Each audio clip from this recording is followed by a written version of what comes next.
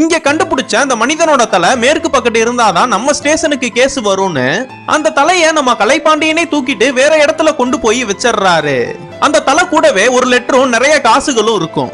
அந்த லெட்டர்ல என்ன எழுதி இருக்குன்னா, என்னோட தலையை அடக்கம் பண்றவங்களுக்கு இந்த காசுன்னு எழுதி இருக்கும்.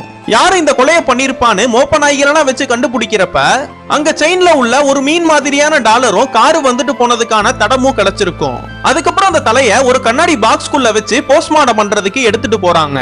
ஆனா அங்க இருக்கிற டாக்டர் தலைய வச்சு எங்களால போஸ்ட்மார்டம் பண்ண முடியாது, உடம்பும் வேணும்னு சொல்லி அனுப்பிடுறாங்க. இதனால இவர் யாரு என்னன்னு தெரிஞ்சுக்கிறதுக்காக இவரை ஒரு போட்டோ எடுத்து இவங்க ஊரு பக்கத்து ஊருன்னு எல்லா பக்கத்துமே அந்த போட்டோவை காட்டி இவரை விசாரிக்க ஆரம்பிக்கிறாங்க. பாக்குறவங்க எல்லாருமே தெரியலன்னு சொன்னாலும் இவரு மட்டும் பார்த்து பார்க்காத மாதிரி தெரியலன்னு போய் சொல்றத இந்த போலீஸ் கண்டுபிடிச்சிடுறாங்க. அப்புறம் தான் அவனை பத்தி விசாரிக்கிறப்பதான் இவனோட பேரு முத்து. பக்கத்து ஊர் திருவிழால ஆடல் பாடல் நிகழ்ச்சி ஆடுற பெண்களுக்குனா இவன் தான் காவலா வருவான்.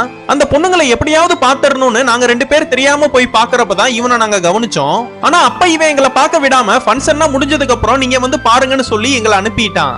அதுக்கப்புறமா அந்த ஊருக்குள்ள ஏதோ ஒரு சண்டை வந்தனால அந்த பொண்ணுங்களை மட்டும் சேஃபா கூட்டிட்டு இவனும் கிளம்பிட்டான். அப்பதான் இவனை கடைசியா பார்த்தது. அதுக்கப்புறம் இவனை பத்தி எனக்கு எதுவும் தெரியாதுன்னு இவரும் சொல்லிடுறாரு. ஒரு நாள் நம்ம கலைப்பாண்டியனா அவங்க மனைவியும் ஹோட்டலுக்கு சாப்பிடலாமேன்னு போறப்ப நம்ம கலைப்பாண்டியனா அவங்க மனைவி கிட்ட கேஸ பத்தினா சொல்லி பயங்கரமா புலம்புறாரு.